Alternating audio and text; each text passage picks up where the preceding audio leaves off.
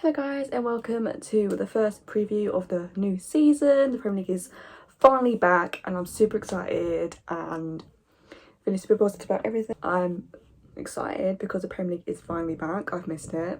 Obviously I enjoyed having Euros on and everything, but the Premier League is nothing better than the Premier League. So obviously this is my Tottenham versus Man City preview.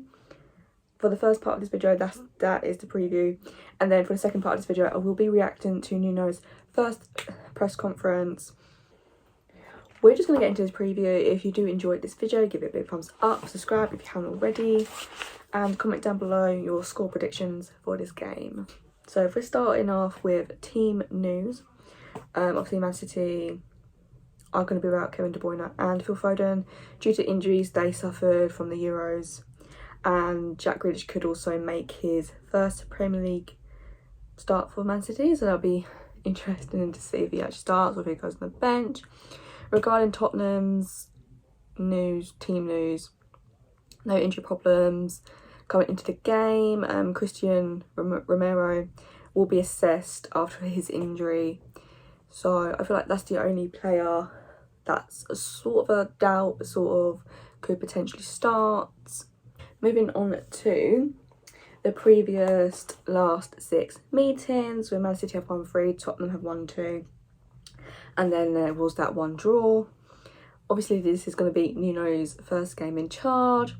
I'm excited to see how the team perform and what style of football we'll be getting from the first season of Nuno. Obviously it is really a tough first fixture to have. Not a fixture that I don't think any Spurs fan wanted this fixture to be our first game. But here we are. But one thing that we do need to mention is that fans are allowed back in the stadium. It's going to be like at full capacity, which I think is going to make a huge difference.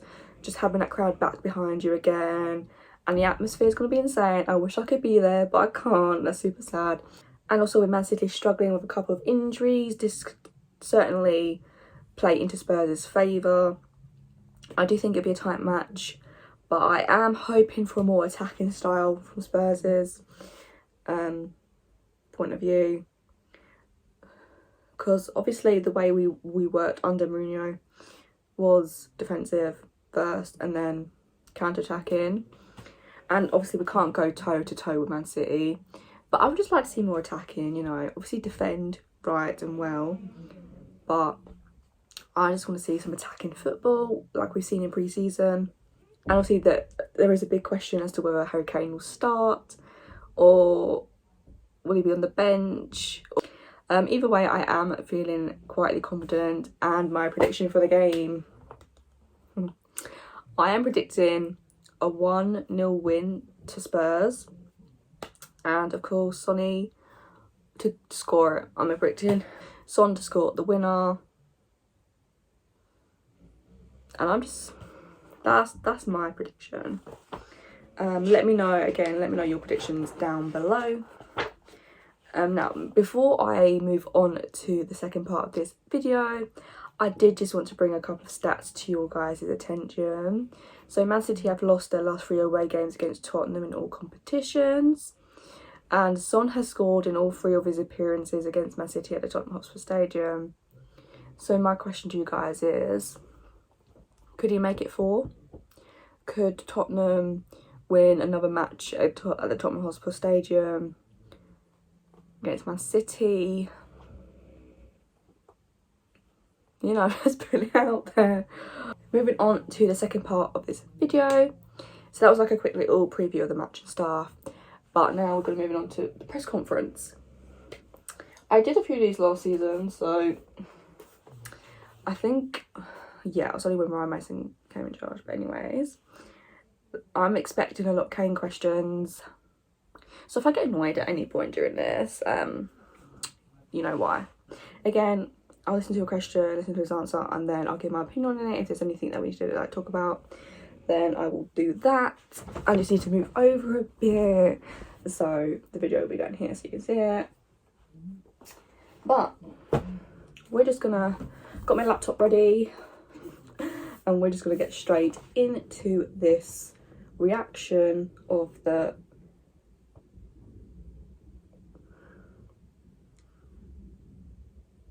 pre-match press conference. I've forgotten what I was saying then. Okay, let's just go. We will start with James Green from Sky Sports, please.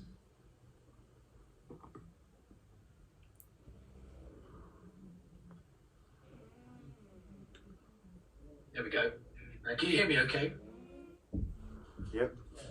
Hi, Nuno. First of all, I guess you sit here on the eve of a new Premier League season, at the start of a new reign, a new club for you. How are you feeling, and how's the first 6 weeks been at Tottenham? Been good. Everybody is feeling good and working very hard, preparing ourselves, and we are almost ready to go. We start on Sunday. And what are you expecting in your first game? I mean, it doesn't get much harder than facing the champions in the first game. What are you expecting from this City side? And also, what are you expecting the threat of their new signing, Jack Grealish, to be? Expect a tough match, very tough match, of course. Quality players, very talented squad. We expect a tough match, like all the matches in the Premier League, and all the squads have very good players. Okay, let's move on. Let's talk about Harry Kane. He's back in training today at sea. See, I knew it was coming. I was just like waiting for it. I was expecting it to be like the first question asked. But no, we saved it for third, but we just knew it was coming, didn't we? Okay, let's just listen. Have you had a chance to sit down with him? And can you tell us a little bit more about that conversation and how it went? Yeah, Harry joined the group today. He trained. We had a talk. Of course, it's a private conversation, but everything is okay. He's preparing himself, like Brian, like Romero, players that join us later. We have to be careful, but everything's okay. And is he available for selection Sunday? We still have the session of tomorrow to decide, like I mentioned to you. Romero, Brian, players, Harry, players that don't have too much and too many sessions with us. We have to think, and we still have the day of tomorrow to make the decisions. Okay. So yeah, it's kind of a standard response you'd expect. I'm glad that Harry Kane decided to show up to training. I'm glad that happened, and obviously they're gonna have discussion, you know. Yeah, kind of expected that response. I wonder if there's gonna be any more Harry Kane questions. I'm expecting them, but we'll see. Talk about his future. Obviously, there's been a lot of speculation surrounding that. Do you expect Harry Kane to be a Tottenham player at the end of the transfer window? He's here with us. He's a Tottenham player. It's here with us. And we have to think about tomorrow. Let's prepare the training session of tomorrow and we go day by day. But all the players that have worked with us are our players. Okay, and moving on, can I ask about Tanguy Ndombele? He hasn't featured in your 5 pre-season games, wasn't in the squad against Arsenal. Is there a reason behind that, and has he still got a future at Tottenham? There's always a reason in all the decisions that we make. There's always a why, because we think, we talk, and then we decide. And we believe that Tanguy didn't perform in the pre-season matches because we consider that it's not the right moment for him to be with the group in terms of See, hearing that, it doesn't sound too positive, but I feel like he's gonna play a part in the season. Like he's not gonna play, you know what I mean? So I'm not too worried. I really, really want Ndombele to do well, and I can't stress that enough. Like I just want him to do well because you see the talent, and you can just know he's gonna get so much better. And we're so lucky to have him, but we just need to see the performances on the pitch and for like a full 90 minutes. Okay, and I know there's lots of questions to be asked, so I'll try and I'll just finish off now. I know there's lots of speculation around new players, new incomings coming in. Are you still active in the transfer window? And if so, are there any specific areas that you're looking to improve in the squad? The squad needs balance. We have a very talented squad, but it needs to be balanced, and everybody knows Fabio and Stevie are working very hard, but like I say, it's always hard to improve something that is good, and we have to be really accurate on the players that we bring, because that's to bring things that we believe can make us better and stronger, and it's not easy because we have quality players with us. I'm still hoping for a few more sign-ins. Obviously the signings we've made up good, and if you haven't seen, I did my rating the transfer window so far, so if you haven't seen that video, then go check it out. It was my most recent video, so link in the description. But yeah, and also the other thing that's hard is getting players out. The ones that are like you know you need to sell, it's hard to get them out. So it is like hard to bring players in, and then, but I think even harder to bring to get players out. So, but I'm still hoping for a few more signings. Nuno, I'll pass over to others. Thank you, James. Hi, Nuno. Hello. Manchester City had a slower start last season. They tended to grow into it as the season went on when they became more prolific. In your opinion, is this a better time to play them as an opening fixture? It's the time that the schedule says. We have to play all the opponents of the Premier League two times. We start with City.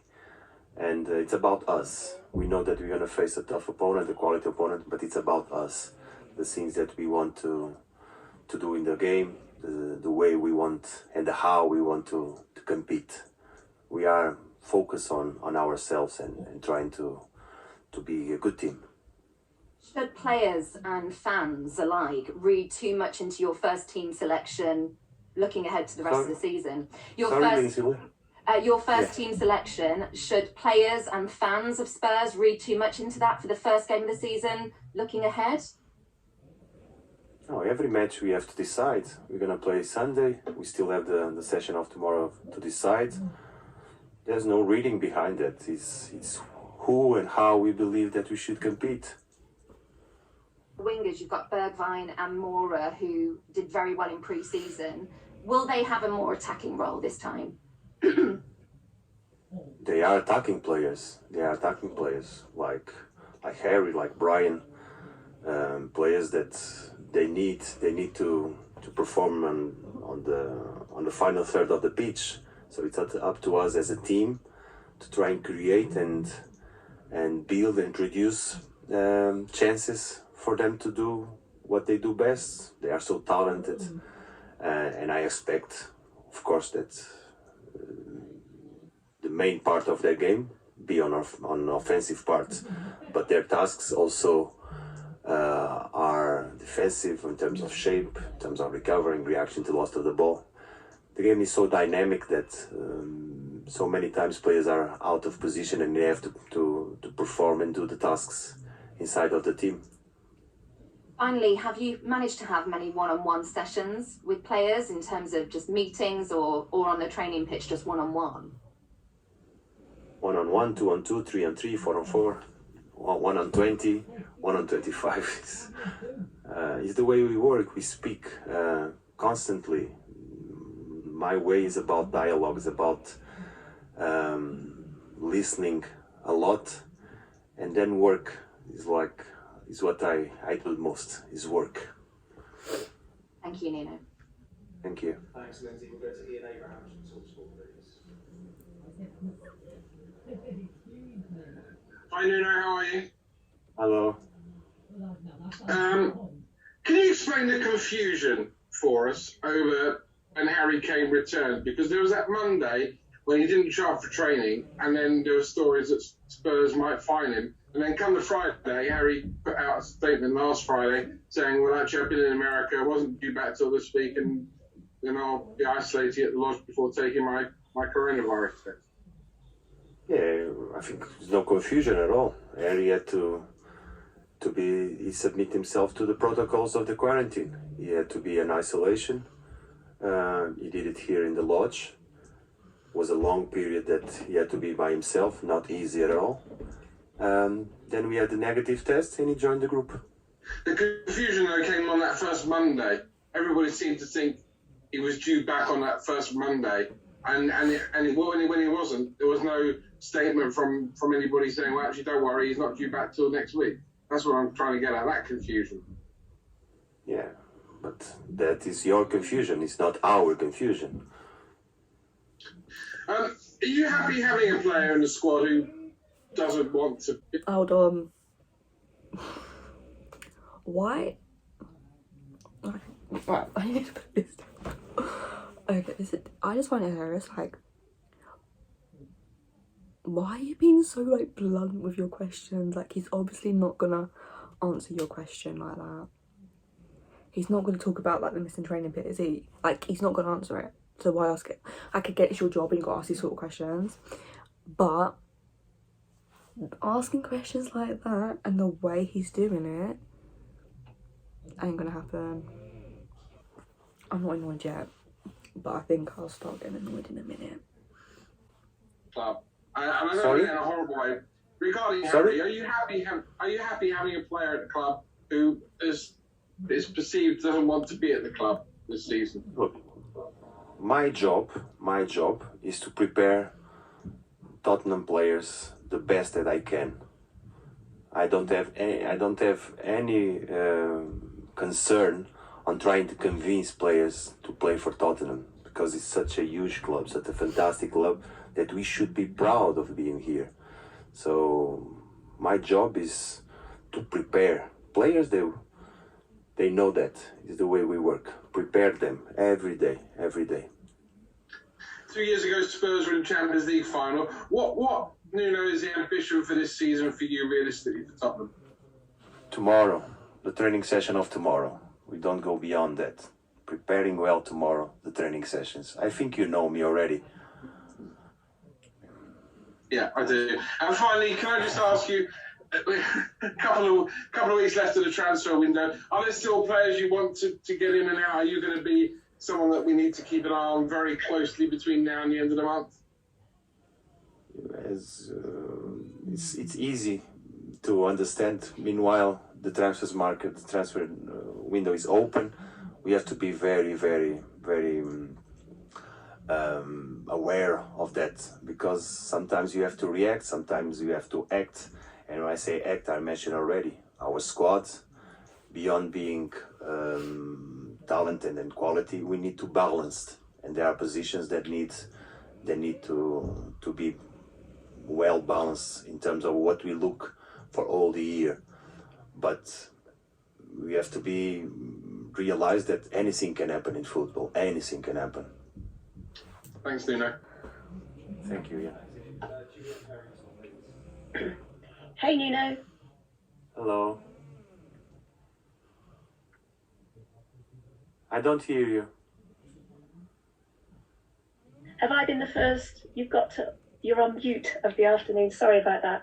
Hopefully you can hear me now. There's been a lot of talk about Harry Kane in this press conference so far. Okay, I give up. Okay, it might not even be about a Harry Kane question, but the fact she mentioned his name. A lot of talk before Harry Kane, before this press conference took place, and you talk about how, you're keen, or your job is to prepare the players as best as you can for the season ahead.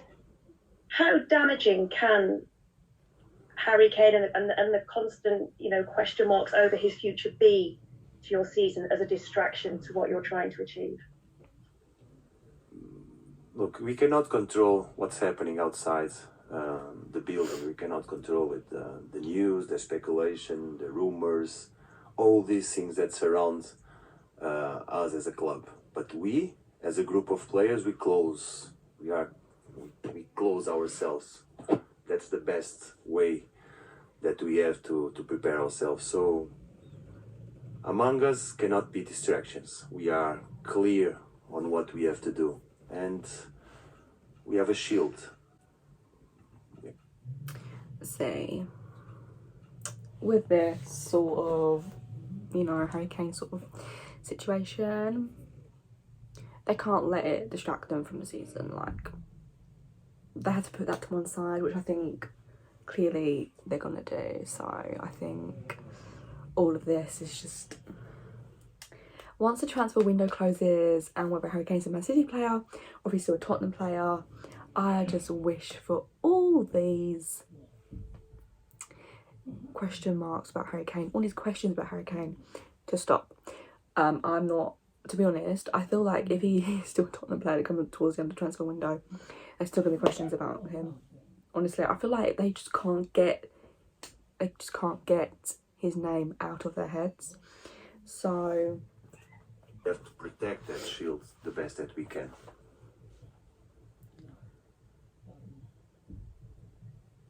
Thanks, Jules. We'll go to Rob Guest from Football.London.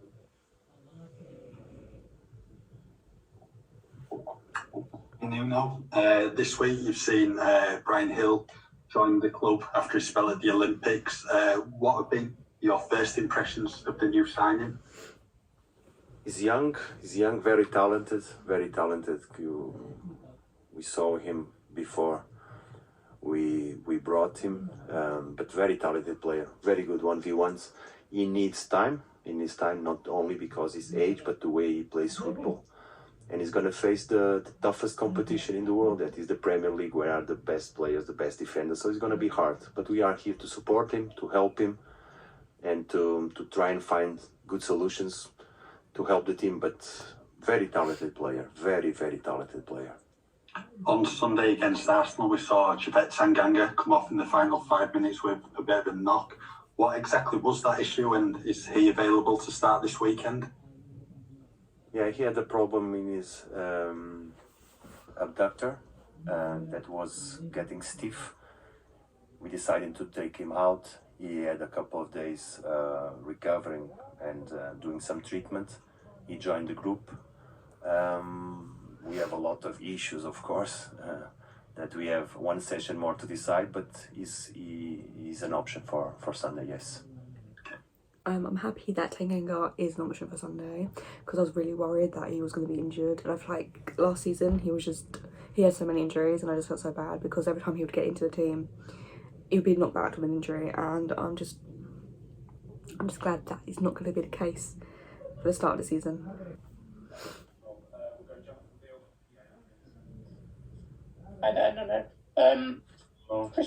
Christian Romero was struggling with an injury last week, and is he now recovered and fit? Yeah. He's not fit because, like I mentioned to you in the beginning of our conversations, players that didn't have too much sessions with us. It was the case of Romero, Bryan, Harry. We have to try and balance all the situations, but the injury was in the Copa America. He had holidays, he didn't totally recover, but he's been able to train, and he's doing well. But like I said, players that don't have too many sessions, we have to be very careful when we decide to put them on the pitch. Okay, and just on Tanga and Ndombele, you mentioned that you didn't feel he was ready to join the group for matches. Can I just ask why that is and what he needs to do to get to a position where he can play? It's about us to decide the right moment to use the players that we have available. And when we decide, we consider many aspects, not only what we want, but what we think the players should do. And like many players in our squad, it's not easy to adapt to a new idea, to a new philosophy, but we keep on insisting and believing that this is the best way. And the right moment will come when we believe that it should be. Okay, time for two more in this section. Charlie Eccleshare, please. Nuno, I just wondered, you've had now a few weeks to get to know the players, and I just wondered what surprised you about the group that maybe you didn't know before working with them. I don't consider that it was a surprise. It's not a surprise. I will not use that word, but I think it's adaptation to something new. Players knowing us as a coaching staff, we knowing players beyond all the images, all the matches that we saw. Is working together, is feeling each other, not only on the pitch but socially.